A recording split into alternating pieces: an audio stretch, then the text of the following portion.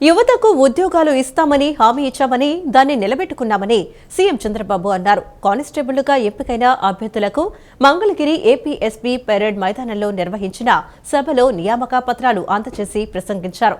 Constable ఉద్యోగాల కోసం 4 ఏళ్లుగా నిరీక్షించారని, సంబంధిత నోటిఫికేషన్పై వేసిన కేసులను పరిష్కరించామని, కేసులు అధిగమించి ఉద్యోగాలు ఇచ్చిన ఘనత మా ప్రభుత్వానిదన్నారు. మా ప్రభుత్వంలో ఉద్యోగాలు వస్తాయని, వేరే వాళ్లు వస్తే ఉద్యోగాలు పోతాయని చంద్రబాబు వ్యాఖ్యానించారు. ఏపీలో పోలీస్ కానిస్టేబుల్ పరీక్షలో అర్హత సాధించిన అభ్యర్థులపై CM Chandrababu Naidu, deputy CM Pawan Kalyan, హోంమంత్రి వంగలపూడి అనిత ప్రశంసల వర్షం కురిపించారు. పాడేరుకు చెందిన గిరిజన యువకుడు బాబురావును సీఎం చంద్రబాబు అభినందించారు. అతడు మరింత ఉన్నత స్థానాలకు అధిరోహించాలని ఆకాంక్షించారు. అఖిల భారత సర్వీసు సాధించి జిల్లాకు ఎస్పీ కావాలని అన్నారు. మీరు చూస్తే బాగా చదువుకున్నాడు, బీఈ చేశాడు, బీటెక్ చేశాడు. చేసిన తర్వాత అవుట్ సోర్సింగ్ పని కూడా మీరు చూశారు. అక్కడ కాఫీ, అదేనా కాఫీనే కదా, కాఫీ గింజలన్నీ కూడా ఎక్కడికక్కడ పనిచేసే పరిస్థితికి వచ్చాడు. పట్టుదల వదిలిపెట్టలేదు, ఉడుం పట్టుబట్టాడు. ఈరోజు నచ్చిన ఉద్యోగం పోలీస్ కానిస్టేబుల్ ఉద్యోగం వచ్చింది. ఇది ప్రారంభం మాత్రం, ఇక్కడి నుంచి శుభారంభమే. వదిలిపెట్టద్దు. నెక్స్ట్ ఏ ఎగ్జామ్ వచ్చినా నువ్వు రాయాలి, రాసి మళ్లీ నువ్వు పోలీసు ఉద్యోగం కానీ ఏ ఉద్యోగమైనా ఉన్నత స్థాయికి రావాలి. వస్తావా? నమ్మకమేనా? డిఎస్పీ, ఎస్పీ ఆల్ ఇండియా లెవెల్లో, ఎందుకంటే ఆయన శక్తి ఆయనకి తెలియదు, హనుమంతుడి శక్తి ఆయనకి తెలియదు. నాకు తెలుసు. భవిష్యత్తుండే కుర్రాడు బాబురావు తప్పకుండా కష్టపడి ప్రయత్నం చేస్తే ఐపీఎస్ అయ్యి మళ్ళా ఇదే ఇక్కడ మన దగ్గర ఉద్యోగం చేసే పరిస్థితికి వస్తుంది. గట్టిగా చప్పట్లు కొట్టి ఆశీర్వదించండి. అందరూ ఆనందంగా సుఖ సంతోషాలతో ఉన్నారంటే, వాళ్ళ ఆస్తులు భద్రంగా ఉన్నాయంటే, బయట పోయిన వాళ్ళు తిరిగి ఇంటికి సేఫ్ గా వస్తున్నారంటే, మనకందరికీ రక్షణగా ఉండే ఏకైక వ్యవస్థ పోలీసు వ్యవస్థ. దానికి కారణం అందులో పనిచేసే పోలీసు సిబ్బందే కారణం అని చెప్పి మరొక్కసారి తెలియజేస్తున్నారు. 1924 పోలీసు వ్యవస్థకుండే పేరు. ఇప్పుడు అనిత గారు హోమ్ మినిస్టర్గా, డీజీపీగా, హరీష్ గుప్తా గారు వచ్చిన తర్వాత సమర్థవంతమైన పోలీసు వ్యవస్థకి శ్రీకారం చుట్టారు. నేను ఎప్పుడు కూడా, మీరు గుర్తుపెట్టుకోవాలి, నేను ఎప్పుడూ లా అండ్ ఆర్డర్ పైన రాజీ పడను. సమైక్య ఆంధ్రప్రదేశ్, నేను ముఖ్యమంత్రి అయినప్పుడు నాకు కొన్ని సమస్యలు వచ్చాయి.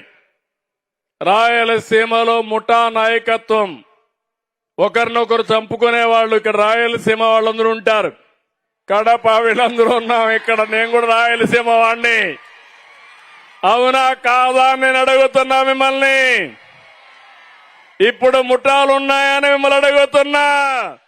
అనంతరం బాబురావు మాట్లాడుతూ తన ఊరికి రహదారి వేయాలని సీఎం చంద్రబాబును కోరారు. ఆ బాధ్యత డిప్యూటీ సీఎం పవన్ కళ్యాణ్ తీసుకుంటారని సీఎం చంద్రబాబు స్పష్టం చేశారు. ఒకప్పుడు ఏపీలో రౌడీజం ఉంటే రాష్ట్రం నుంచి బయటకు పంపానని, ప్రస్తుతం దానికి తాను కట్టుబడి ఉన్నానని ఆయన స్పష్టం చేశారు. మాజీ మంత్రి వైఎస్ వివేకానందరెడ్డి హత్య జరిగిన సమయంలో చోటు చేసుకున్న కీలక పరిణామాలను ఆయన గుర్తు చేసుకున్నారు. అలిపిరిలో క్లైమోర్ మైన్ పేలినప్పుడు తన వెంట ఎస్పీ వస్తుంటే వద్దని చెప్పానని, ఈ సంఘటనకు కారణమైన వారిని పట్టుకోవాలని సూచించానని అన్నారు. అప్పుడు కూడా తన డ్యూటీని తాను మర్చిపోలేదని తెలిపారు. ఆడబిడ్డల జోలికి వస్తే అదే వాళ్లకు ఆఖరి రోజని హెచ్చరించారు. రాష్ట్రంలో డ్రోన్ల వినియోగం ద్వారా ఏజెన్సీ ప్రాంతంలో గంజాయి లేకుండా చేశామని చెప్పారు. ఎప్పుడో అర్ధంతంగా ఆగిపోయిన ఈ నోటిఫికేషన్ని ఫుల్ఫిల్ చేసి మాకు ఒక నూతన ఉత్సాహాన్ని పొందించి మా జీవితాలకి వెలుగులు నింపిన సీఎం సార్కి, అలాగే డిప్యూటీ సీఎం సార్కి, అలాగే హోంశాఖ మంత్రి వాళ్ళకి నా హృదయపూర్వక ధన్యవాదాలు తెలియజేస్తున్నాను. నాలాంటి మారుమూల గ్రామాల నుంచి వచ్చి ఏం కంగారు పడక్కర్లేదు నాన్న. 4 లక్షల మందిలో నువ్వు సెలెక్ట్ అయ్యావు.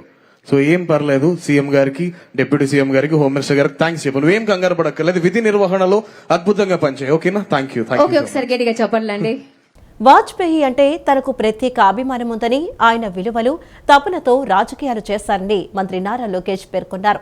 జాతీయ రహదారుల నిర్మాణం, టెలికాం విప్లవాత్మక మార్పులు చంద్రబాబు సీఎంగా ఉన్నప్పుడు అందించిన సహకారం కోసం తెలుగు జాతి ఆయనకు రుణపడి ఉందని అన్నారు. వాజ్పేయి గొప్పతనం అందరూ తెలుసుకోవాలని, మంగళగిరి నియోజకవర్గంలో ఆయన విగ్రహం పెట్టాలని కోరానని చెప్పారు. కృష్ణా జిల్లా మచిలీపట్నంలో జరిగిన అటల్ మోడీ సుపరిపాలన యాత్ర సభలో మంత్రి నారా లోకేష్ పాల్గొని మాజీ ప్రధాని అటల్ బిహారీ వాజ్పేయిని కొనియాడారు. వాజ్పేయి అంటే తనకు ప్రత్యేక అభిమానం ఉందని, ఆయన విలువలు తపనతో రాజకీయాలు చేశారని చెప్పారు. అవినీతి మచ్చలేని ఏకైక నేతగా వాజ్పేయిని అభివర్ణించిన లోకేష్ పదవుల కంటే విలువలు ముఖ్యమని ఆయన నమ్మారని, ప్రధాని పదవిని సైతం వదులుకున్నారని తెలిపారు. జాతీయ రహదారుల నిర్మాణం, టెలికాం విప్లవాత్మక మార్పులు చంద్రబాబు సీఎంగా ఉన్నప్పుడు అందించిన సహకారం కోసం తెలుగు జాతి ఆయనకు రుణపడి ఉందని పేర్కొన్నారు. భవిష్యత్తు అవసరాలను దృష్టిలో ఉంచుకొని సంస్కరణలు చేపట్టారని, కూటమి ప్రభుత్వాలను సమర్థవంతంగా నడిపారని లోకేష్ అన్నారు. వాజ్పేయి స్ఫూర్తితో మోడీ అద్భుత పాలన అందిస్తున్నారని, అన్ని రాష్ట్రాల్లో డబుల్ ఇంజన్ సర్కార్లు ఉన్నాయని, మన రాష్ట్రంలో డబుల్ ఇంజన్ బుల్లెట్ ట్రైన్ నడుస్తోందని చెప్పారు. మోడీ చంద్రబాబు జోడీతో ఏపీ అభివృద్ధిలో పరుగులు పెడుతోందని హామీ ఇచ్చారు. ప్రజలు 164 సీట్లు ఇచ్చి పట్టం కట్టారని, మా బాధ్యతను నెరవేరుస్తామని, అభివృద్ధి సంక్షేమం సమానంగా తీసుకువెళ్తామని చెప్పారు. ఆయన సమాజానికి చేసిన సేవ, నైతిక విలువలపైన మనందరం కూడా మాట్లాడుకోవాల్సిన అవసరం ఉంది.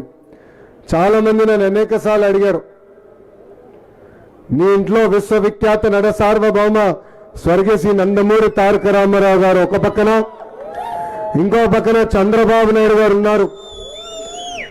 వీళ్ళిద్దరు ఒకటవుతే ప్రపంచంలో మీరు ఎవరిని ఆదర్శంగా చూస్తారని అడిగారు.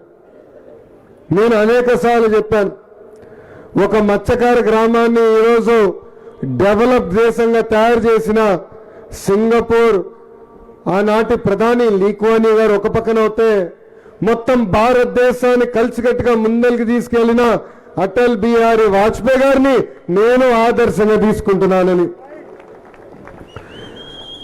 ఈరోజు నేను విద్యాశాఖ మార్చలు అయిన తర్వాత సమాజంలో నైతిక విలువలు రావాలి, విద్యలో నైతిక విలువలు రావాలి నేను మాట్లాడుతున్నా. కానీ సమాజంలో నైతిక విలువలు అంటే ఏంటో చూపించిన గొప్ప వ్యక్తి అటల్ బిహారీ వాజ్పేయి గారు. అటల్ జీ గారి గురించి ఎవరిని అడిగినా చాలా అద్భుతంగా మాట్లాడతారు.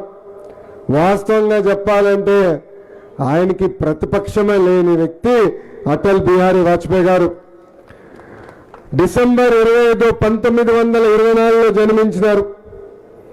ఆయన చిన్న వయసు నుంచే ఆయన జీవితాన్ని కవిత్వానికి, దేశానికి అంకితం చేసిన వ్యక్తి. 18 సంవత్సరాల వయసులోనే క్విట్ ఇండియా మూవ్మెంట్లో ఆయన భాగస్వామ్యం అయ్యారు. దేశం కోసం జైలుకి వెళ్ళారు.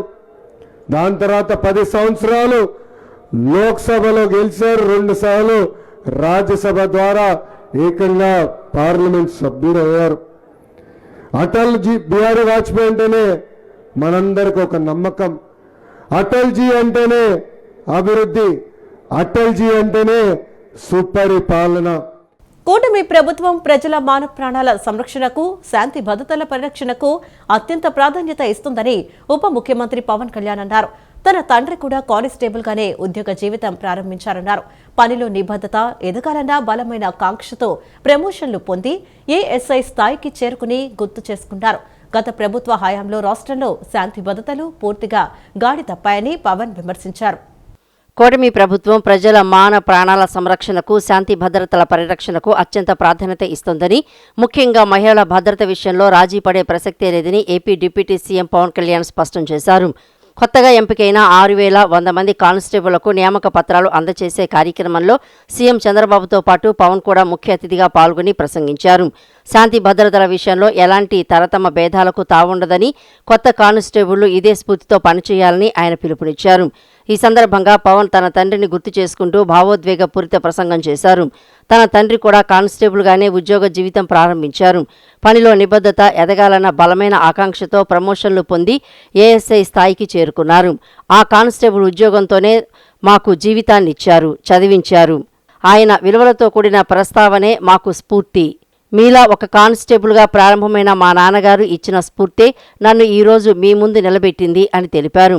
కానిస్టేబుళ్లే పోలీసు శాఖకు మూల స్తంభాలని, వారి ధైర్యమే శాఖకు జీవమని కొనియాడారు. నేను మా నాన్నగారిని చూసేవాడిని. నాకు ఊహ తెలిసేటప్పటికి మా నాన్న పెట్టి ఆఫీసర్. ఆయన ఒక కానిస్టేబుల్గా ప్రారంభమై మా కోరిక ఏంటంటే మా నాన్న వచ్చిన ప్రతి ప్రమోషన్ మా ఇంట్లో పండుగ ఉండేది.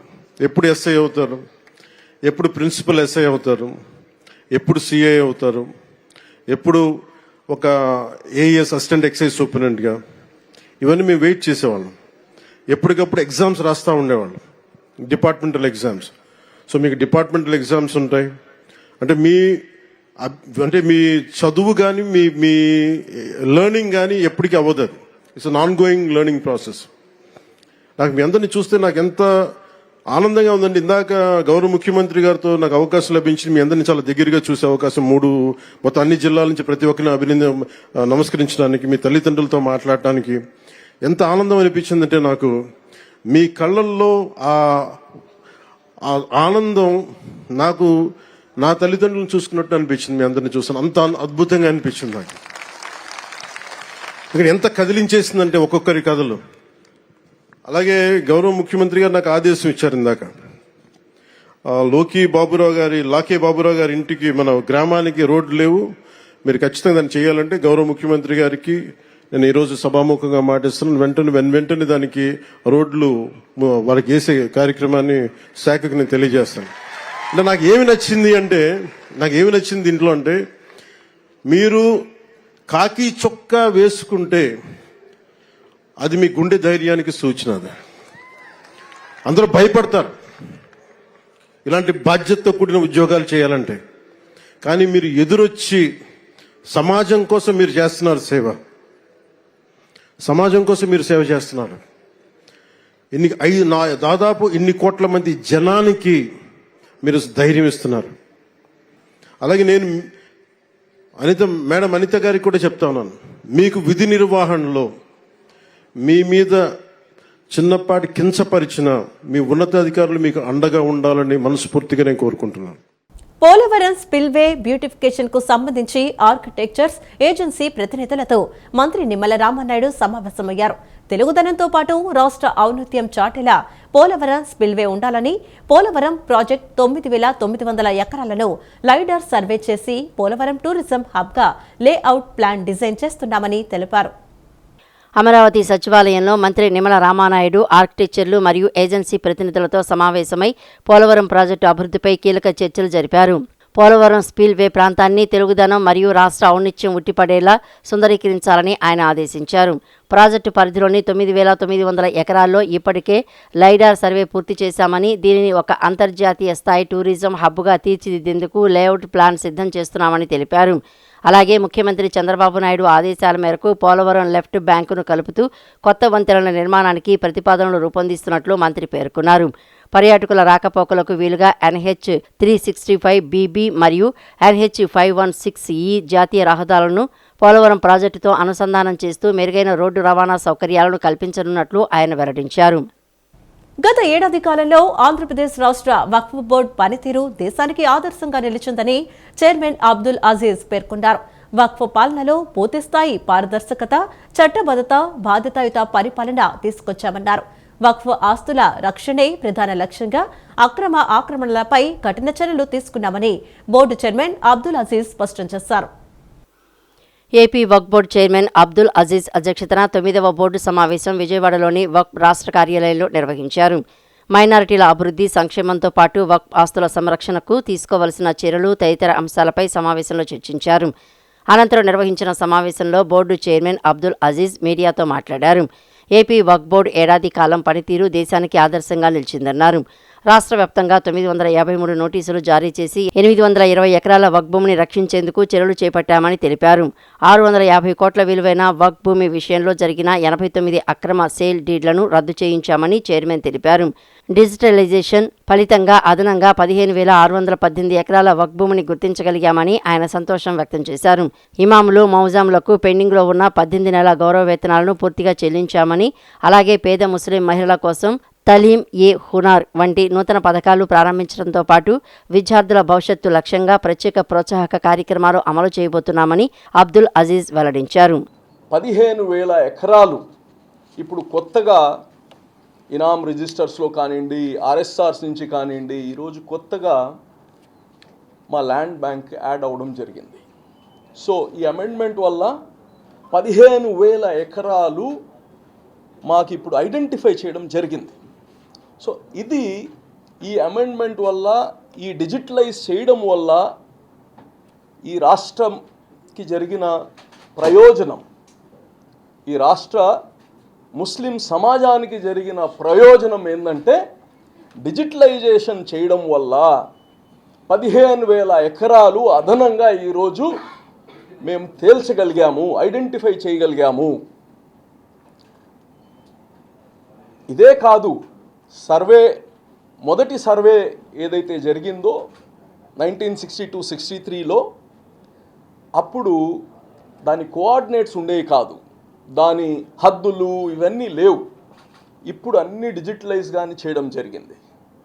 ఇంక నుంచి మన ఆస్తి ఏది అని ఎక్కడైనా కోర్ట్ ఇష్యూస్ ఏమైనా వస్తే we can provide the court with the digitalised coordinates. ఇంతకుముందు లేదు. అందుకోసం అనేక కేసులు మీ భూమి ఎక్కడుందో చూపివయా అంటే చూపిలేని పరిస్థితి ఉన్నింది. సమావేశంలో గుంటూరు తూర్పు ఎమ్మెల్యే మహమ్మద్ నజీర్ అహ్మద్తో సహా బోర్డు అధికారులు పాల్గొన్నారు. సంక్రాంతి వస్తుంది అంటే చాలు మన తెలుగు లోగిళ్లు కొత్త అల్లులతో చుట్టాలతో కలకలలాడతాయి. రైతులు ఆరుగాలం పండించిన ధాన్యం చేతికందడంతో అటు రైతు ఇంట సంతోషం మన పూర్వకాలం నుంచి వస్తున్న ఆచారం. అయితే ఇంకో అసలు సిసలైన ఆచారం ఉందండి. అదేనండి సంక్రాంతి సాంప్రదాయంలో వస్తున్న కోడి పందాలు. ఆ ఆటకు మేము రెడీ అంటున్నాయి పందెం కోళ్లు. ఆ సందడి మీరే చూసేయండి. జిల్లాలో సంక్రాంతి పండుగ సందడి అప్పుడే మొదలైంది. పందెం రాయుళ్లు కోడి పందాలకు సిద్ధమవుతున్నారు. ఈసారి కోట్లలో పందాలు జరగడం ఖాయమనే వాదన బలంగా వినిపిస్తోంది. ఎక్కడ ఎలా బరులు ఏర్పాటు చేయాలి, ఎవరెవరు సిండికేట్గా ఉండాలి, వీఐపీలు, పందెం కాసే వారికి ఎలాంటి మర్యాదలు చేయాలి, పందెం నిర్వహణ ఎలా జరపాలనే అంశాలపై పక్కా ప్రణాళిక సిద్ధం చేసుకుంటున్నారు. పందెం రాళ్లను ఆకట్టుకునేందుకు వినూత్న ప్రయోగాలు, బహుమతులు ఏర్పాటు చేస్తున్నారు. జిల్లాలో జరిగే కోడి పందాలకు తెలంగాణ, తమిళనాడు, కర్ణాటక, రాయలసీమతో పాటు కొంతమంది ఇతర దేశాల నుండి అధిక సంఖ్యలో వస్తుంటారు. ఈ సంవత్సరం సంక్రాంతి పండుగ ఫుల్ జోష్ మీద ఉంటుందని అంచనా వేస్తున్నారు. పందాల కోసం కోడి పుంజలను రెడీ చేస్తున్నారు. సంవత్సరం నుండి మకారంలో పందెం పుంజలను బలిష్టంగా తయారు చేస్తున్నారు. బాదం, జీడిపప్పు, కోడిగుడ్డు, వేట మాంసం, ఆకుకూరలు వేసి బలంగా మేపుతున్నారు.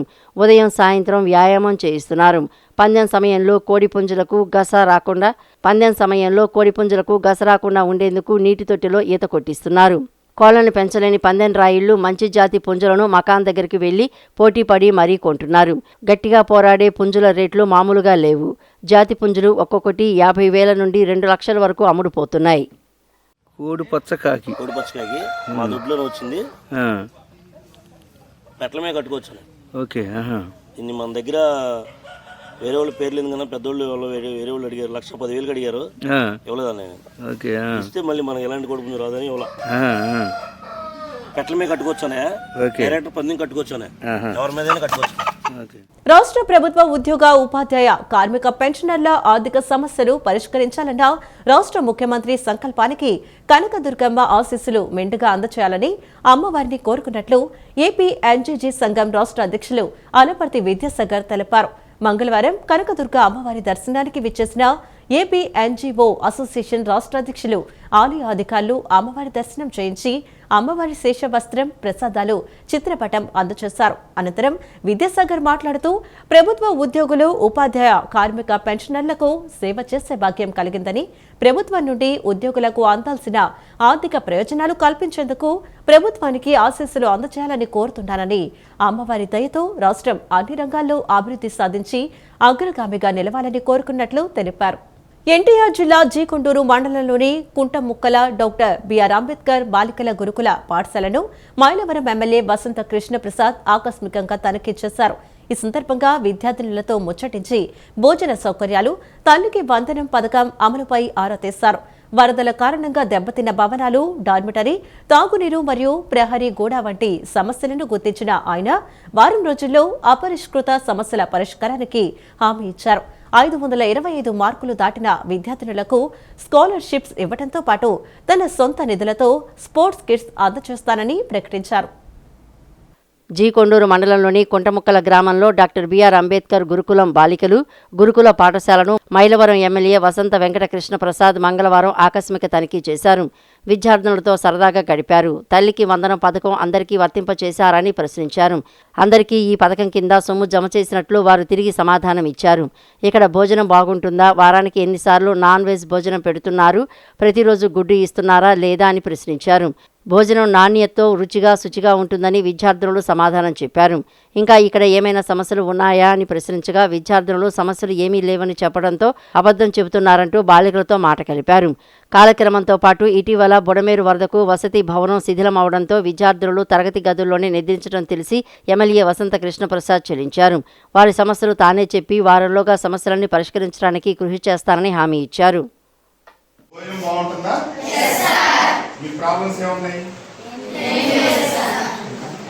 చాలా ప్రాబ్లమ్స్ ఉన్నాయి మీకు. బాత్రూంలో వాటర్ సరిగా రావట్లేదు, డార్మెంటరీ లేదు, అందరూ ఇక్కడే పడుకుంటున్నారు, బాగా బయటకు వేసుకుంటున్నారు, లోపల లాక్కుంటున్నారు. ఎవరు కదా చెప్పాలి కదా, మీరు ఎక్స్ప్రెసివ్గా ఉండాలి కదా. ఇతరే చెప్పకూడదు, లేడీ కంప్లైంట్ చెప్పకూడదు, చిన్న చిన్న వాటికి అన్నింటి యువతత్వాలు చూపించకూడదు.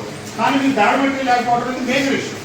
మీరు చెప్పదగ్గదే. మీరు అది చెప్తే మీ మేడం వాళ్ళు మీ మీద కోపడేదో ఇంకోటి అనేది అనాల్సిన అవసరం లేదు అక్కడ. ఎందుకంటే ప్రాక్టికల్ రియల్. అది నేను గవర్నమెంట్ లెవెల్లో జారీ చేయాలమ్మా. టాయిలెట్లు ఎంపీ కేశినేని శివనాథ్ సారథ్యంలో కేశినేని ఫౌండేషన్ మరియు ఎన్ఐఆర్డీ సంయుక్త ఆధ్వర్యంలో హైదరాబాద్ ఎన్ఐఆర్డీలో 5 రోజుల నైపుణ్యాభివృద్ధి శిక్షణ కొనసాగుతోంది. మంగళవారం 2వ రోజు 3వ బ్యాచ్కు చెందిన శిక్షణ తరగతులు కొనసాగాయి. శిక్షణలో భాగంగా ఎస్డీడీపీఏ విభాగం ఎం శ్రీనివాస్ వేప చెట్టు ఉత్పత్తుల నుంచి ఆదాయ మార్గం, పర్యావరణ ప్రాధాన్యత, నాణ్యత గల వేప గింజల గుర్తింపు, వాటి నిల్వ మరియు ఎండబెట్టే పద్ధతులు, మార్కెటింగ్ విధానం, ప్యాకేజింగ్, లిబేటింగ్, చిన్న స్థాయి వ్యవసాయ ప్రాసెసింగ్ కోసం ప్రభుత్వం అందిస్తున్న పథకాలపై అవగాహన శిక్షణ తరగతులు నిర్వహించారు. ఎంపీ కేశినేని శివనాథ్ సారథ్యంలో కేశినేని ఫౌండేషన్ మరియు ఎన్ఐఆర్డీ సంయుక్త ఆధ్వర్యంలో హైదరాబాదు ఎన్ఐఆర్డీలో 5 రోజుల నైపుణ్యాభివృద్ధి శిక్షణ కొనసాగుతుంది. మంగళవారం 2వ రోజు 3వ బ్యాచ్కి చెందిన శిక్షణా తరగతులు కొనసాగాయి. ఎన్టీఆర్ జిల్లాకు చెందిన 45 మంది ఎస్హెచ్జి మహిళలు శిక్షణ పొందుతున్నారు. వీరిలో వర్మీ కంపోస్టింగ్, న్యాచురల్ ఫార్మింగ్లో 30 మందికి, తేనె తయారీలో 15 మంది మహిళలు శిక్షణ తీసుకుంటున్నారు. ఈ 2వ రోజు శిక్షణలో మహిళలు వేప, తేనె ఉత్పత్తుల ద్వారా ఆదాయ మార్గాలు, పర్యావరణ పరిరక్షణ అంశాలతో పాటు వాటికి సంబంధించిన నైపుణ్యాలు అభివృద్ధి చేసుకున్నారు. డిసెంబర్ 15 నుంచి ప్రారంభమైన ఈ శిక్షణ డిసెంబర్ 19 వరకు కొనసాగుతుంది. మా ఆంధ్ర వాళ్ళకి అందరికీ కూడా మాకు ఈ పని ట్రైనింగ్ చెప్పి అందరినీ కూడా ఇట్లా చేయాలని చిన్ని గారు 2 నెలల మట్టి అడుగుతున్నారంట. అడుగుతుంటే హైదరాబాదు సార్లు అందరు కలిసి మాకు వాళ్ళని ఆంధ్ర వాళ్ళ మొత్తాన్ని ట్రైనింగ్ రమ్మని పిలిచారు. బస్సు పెట్టుకొని మేము 46 మంది వచ్చినామండి. వాళ్ళకి 2 రోజులు అవుతుంది వచ్చి. నిన్న వర్గీ కంపౌండర్ దాని మీద ఫీచ్ ఇచ్చారు. ఈ రోజున యాప నూనె గురించి పొలాలకి వాటికి మంచిగా మందులు కొట్టడం కోసం అవి నేర్పించారు. ఈ రోజున ఇక్కడికి తీసుకొచ్చి వీళ్ళకి ఏదో ఒకటి జీవనం కల్పించాలా, దీని మీద వాళ్ళకి ట్రైనింగ్లు ఇవ్వాలి. ట్రైనింగ్ క్లాసుల్లో వాళ్ళు మంచిగా నేర్చుకొని ఎంతో ఇదిగా వాళ్ళు ఒకళ్ళకొకళ్ళు సంఘాల్లో చెప్పుకొని, మండలాల్లో చెప్పుకొని ఏదో ఒక విధంగా మాకు ఇది కావాలని పట్టుదలతో ఇక్కడ వారందరినీ ఒప్పించి మా నియోజకవర్గం నుంచి మా ఎంపీ గారు మమ్మల్ని 40 మందిని పంపించడం జరిగింది. మేము వచ్చి గత 2 రోజుల నుంచి ఇక్కడే ఉంటున్నాము. ఇక్కడ స్పెషాలిటీస్ అన్నీ చాలా బాగున్నాయి. వర్మీ కంపౌండ్ మీద ట్రైనింగ్ తీసుకున్నాము. నిన్న ఈరోజేమో వేపకాయ నూనె గురించి ట్రైనింగ్ తీసుకున్నాము. మా సార్ వాళ్ళందరూ కానీ అందరూ కూడా మమ్మల్ని మంచిగా చూసుకుంటున్నారు. ఏ ఇబ్బంది లేకుండా చాలా వర్క్ విషయంలో కానీ, ట్రైనింగ్ విషయంలో కానీ, స్కూల్లో కానీ అన్నిటిల్లో కూడా చాలా బాగుందండి. వర్మీ కంపోస్టు నేర్చుకోవడానికి మా ద్వారాగా సంఘాలకు, సంఘాల ద్వారాగా గ్రామాల ద్వారాగా అభివృద్ధి చెందడానికి మేము ఇక్కడ నేర్చుకోవడానికి వచ్చామండి. ఇక్కడికి వచ్చాక మాకు అన్ని వసతులు అన్నీ మంచిగా ఉన్నాయి. ఎంపీ గారి ద్వారాగా ఆయన చాలా పోరాడి మమ్మల్ని ఇక్కడికి పంపించారండి. మా ద్వారాగా అందరికీ మహిళా సంఘాలకి కానీ, గ్రామాల్లో కానీ మొత్తానికి తెలియాలని మేము నిన్న వర్మీ కంపోస్ట్ గురించి, ప్రకృతి వ్యవసాయం గురించి నేర్చుకున్నాం. ఈరోజు వేప నుండి ఆయిల్ తీయడం నేర్చుకున్నామండి. ఇక్కడ మాకు అన్ని భోజనం కానించి రూముల దగ్గర నుంచి అన్ని వసతులు ఎంపీ గారు బాగా మమ్మల్ని ప్రోత్సహించి పంపించారండి. బాగా పండిట్ జవహర్లాల్ నెహ్రూ నగరపాలక ఉన్నత పాఠశాలలో వృత్తి విద్యా బోధకురాలిగా సుదీర్ఘకాలం పనిచేసిన ఉపాధ్యాయులు ముల్లుకుంట్ల గీత పదవీ విరమణ వేడుకలు పాఠశాల ఆవరణలో ఘనంగా జరిగాయి. విద్యార్థులకు వృత్తి విద్యలో మెరుగైన శిక్షణ అందించి వారి భవిష్యత్తుకు బాటలు వేయడంలో ఆమె పాత్ర ఎంతో కీలకమైందని పలువురు ప్రశంసించారు. పండిట్ జవహర్లాల్ నెహ్రూ నగరపాలక ఉన్నత పాఠశాలలో వృత్తి విద్యా బోధకురాలిగా సుదీర్ఘకాలం పనిచేసిన ఉపాధ్యాయురాలు ములుకుంట్ల గీత పదవి విరమణ వేడుకలు పాఠశాల ఆవరణలో అత్యంత వైభవపేతంగా జరిగాయి. ఈ సందర్భంగా ఏర్పాటు చేసిన ఘన సన్మాన కార్యక్రమానికి పాఠశాల ప్రధానోపాధ్యాయులు అధ్యక్షత వహించారు. ముఖ్య అతిథులుగా హాజరైన నగరపాలక సంస్థ విద్యా విభాగం అధికారులు, ఇతర విశిష్ట అతిథులు ఉపాధ్యాయురాలు ములుకుంట్ల గీత అందించిన సేవలను, ఆమె అంకిత భావాన్ని కొనియాడారు. విద్యార్థులకు వృత్తి విద్యలో మెరుగైన శిక్షణ అందించి వారి భవిష్యత్తుకు బాటలు వేయడంలో ఆమె పాత్ర ఎంతో కీలకమైందని ప్రశంసించారు. సుమారు 3 దశాబ్దాలకు పైగా విద్యారంగానికి ఆమె చేసిన సేవలు అజరామరమైనవని పేర్కొన్నారు. పాఠశాల యాజమాన్యం తరపున, పూర్వ విద్యార్థుల సంఘం తరపున ఆమెకు శాలువా, పూలమాలతో ఘనంగా సన్మానం చేసి జ్ఞాపికలు బహూకరించారు. ఉపాధ్యాయురాలు గీత సేవలను గుర్తు చేసుకుంటూ విద్యార్థులు ప్రదర్శించిన సాంస్కృతిక కార్యక్రమాలు, నృత్యాలు అందరినీ ఆకట్టుకున్నాయి.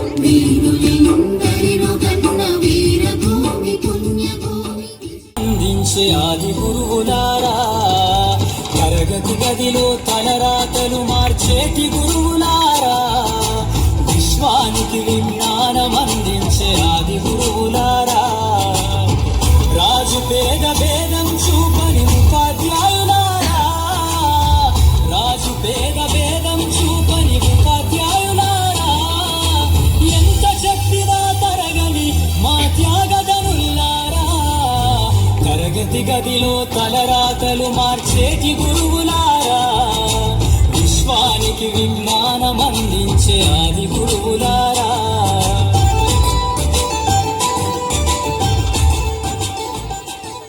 కంచికామకోటి పీఠాధిపతులు శ్రీ శ్రీ శ్రీ చంద్రశేఖరేంద్ర సరస్వతి స్వామివారి 32వ ఆరాధన ఉత్సవం చిన్న కంచిలోని చంద్రశేఖరేంద్ర సరస్వతి స్వామివారి దేవస్థానంలో అత్యంత వైభవంగా జరిగింది. వేద పండితులను గురు పరమ, గురు పరాత్పర గురువు సంకర్షణ ఆది ద్వాదశ నామ స్వరూపంగా అర్చన చేసి వైభవంగా ఆరాధన ఉత్సవం జరిపారు. ఈ సందర్భంగా భక్తులకు తీర్థప్రసాదాలు అందజేశారు. కంచి కామకోటి పీఠాధిపతులు శ్రీ శ్రీ శ్రీ చంద్రశేఖరేంద్ర సరస్వతి స్వామివారి 32వ ఆరాధన ఉత్సవం చిన్నకంచిలోని చంద్రశేఖరేంద్ర సరస్వతి స్వామివారి దేవస్థానంలో అత్యంత వైభవంగా జరిగింది. 12 మంది వేద పండితులచే మహాన్యాసపూర్వక ఏకాదశ రుద్రాభిషేకం, భస్మాభిషేకం జరిపి స్వామివారికి అలంకార అర్చనలు చేసి నీరాజనాలు, మంత్రపుష్పాలు సమర్పించారు. తదుపరి 4 వేద పండితులను గురు పరమ, గురు పరాత్పర, గురు సంరక్షణ ఆది ద్వాదశ నామ స్వరూపంగా అర్చన చేసి వైభవంగా ఆరాధన ఉత్సవం జరిపారు. అనంతరం తీర్థప్రసాద వినియోగం, తర్వాత భక్తులందరికీ అన్నప్రసాద వితరణ చేశారు. మధ్యాహ్నం 3 గంటలకు వేద సభ 100 మంది వేద పండితులచే అత్యంత వైభవంగా జరిపారు. ఈ సభలో 4 వేదాల వేద పండితులు పాల్గొని వేద సభను ఘనంగా నిర్వహించారు. శాస్త్ర పండితులను, వేద పండితులను విశేషంగా సత్కరించారు. తర్వాత స్వామివారికి నీరాజనం సమర్పించి సాయంకాలం అర్చనలు జరిపారు.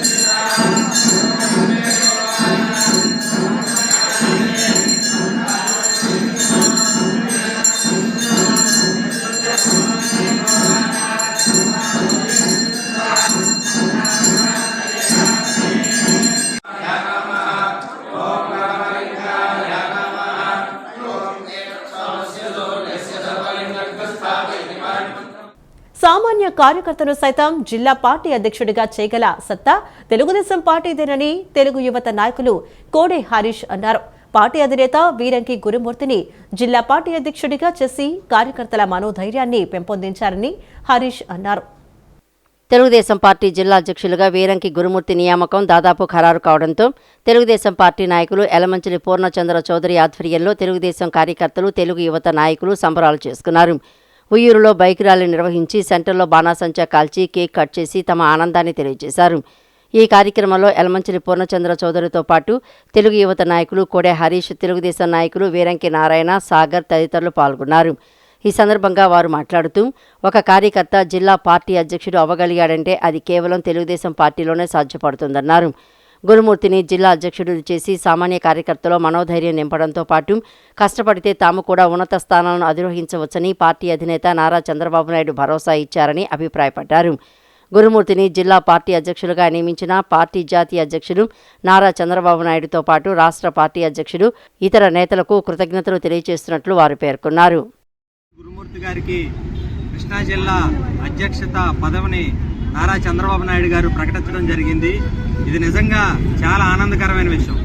ఇది ఓన్లీ మన ప్రాంతానికే కాదు, ప్రతి కృష్ణా జిల్లాలో ఉన్న నియోజకవర్గాలన్నిటికీ ఆనందకరమైన విషయం.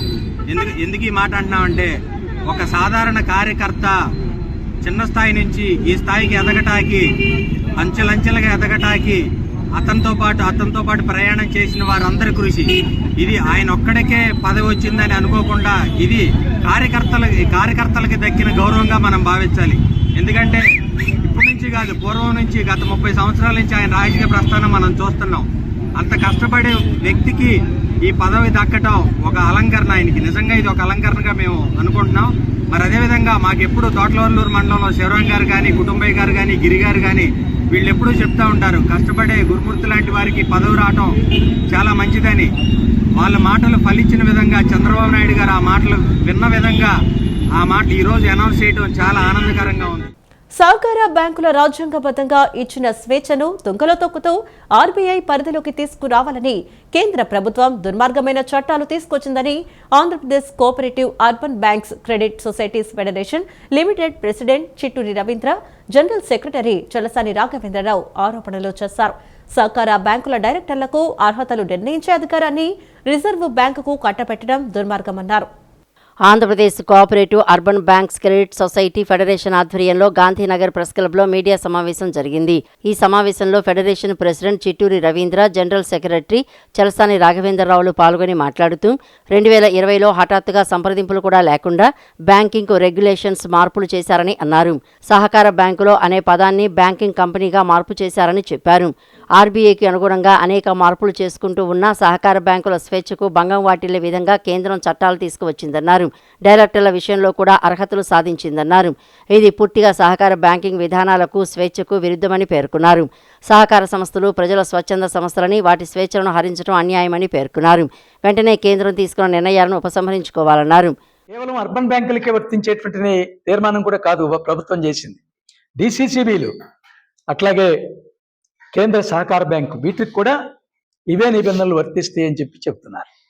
అంటే ఎవరిని ఎన్నుకోవాలో ప్రజలకి స్వేచ్ఛ లేదు. ఏ అర్హతలు ఉండాలో నిర్ణయిస్తారు. ఎవరు నిర్ణయిస్తున్నారు? పార్లమెంట్ నిర్ణయించింది. ఆ పార్లమెంటు సభ్యులకి ఫలానా అర్హతలు ఉంటేనే ఎన్నుకోవాలనేటువంటి నిబంధన లేదు. అంటే ఏ చదువు రానివాడైనా, 5వ తరగతి వాడైనా పార్లమెంట్ సభ్యుడిగా ఉండొచ్చు, చెయ్యొచ్చు, ఓటేయొచ్చు, ఇట్లాంటి చట్టాలు చేయొచ్చు అని అంటే ఇది ఏ రకమైనటువంటి డెమోక్రసీ అవుతుందనేటువంటిది మా అందరికీ అనుమానంగా ఉంది. అందుకని ఈ అంశాలని మీ ద్వారా రాష్ట్ర ప్రజలందరికీ తెలియజేయాలని, తద్వారా ఈ సహకార వ్యవస్థలో చైతన్యపూరితంగా దానిలో ఉన్నటువంటి సభ్యులందరూ ఉండటానికి మీ ద్వారా ఈ అంశాలు తెలియజేయాలనేటువంటి ఉద్దేశంతో ఎలక్షన్స్, స్టాఫింగు ఇవన్నీ కూడా కోఆపరేటివ్ అర్బన్ బ్యాంక్స్ అన్నీ కూడా ఈ కోఆపరేటివ్ డిపార్ట్మెంట్ ద్వారా జరుగుతూ ఉంటాయి. ఇకపోతే బిజినెస్ బిఆర్ యాక్ట్ అని చెప్పి ఆర్బీఐ వారు పెట్టినటువంటి యాక్ట్ ప్రకారంగా బిజినెస్ అంతా కూడా రన్ అవుతూ ఉంటుంది. అలాగే ఎన్నో కొన్ని మార్పులు చేసుకుంటూ వస్తూ ఆర్బీఐ వారు చాలా మార్పులు చేస్తున్నారు. ఆ మార్పులకు అనుగుణంగా మేమందరం కూడా ఈ బ్యాంకుల వారు అందరూ కూడా నడుచుకుంటూ ఆ మార్పులకి మేము కూడా అంగీకరించి చాలా మట్టుకు చేసుకుంటూ వెళ్తున్నటువంటి విషయం మీకు తెలియపరుస్తున్నాం. దాంట్లో ముఖ్యంగా ఎవరైతే ఎగ్జిక్యూటివ్ ఆఫీసర్ ఉంటారో, ఈఓ గారు ఎవరు ఉంటారో, సిఇఓ, ఆ సిఇఓ గారు టెన్యూర్ కూడా మేమే చెప్తాం. మీరు 2-3 పేర్లు చెప్పినట్లు అయితే దాంట్లో ఎవరు సిఇఓగా ఉండాలో ఆ సిఇఓని మేమే నియమిస్తామని చెప్పేసి రిజర్వ్ బ్యాంక్ వారు చెప్పిన ప్రకారంగా అలాగే చేసుకుంటూ వచ్చి 70 years వరకు కూడా ఎగ్జామ్షన్ ఇచ్చారు. ఈ వార్తలు ఇంతటితో సమాప్తం. నమస్కారం.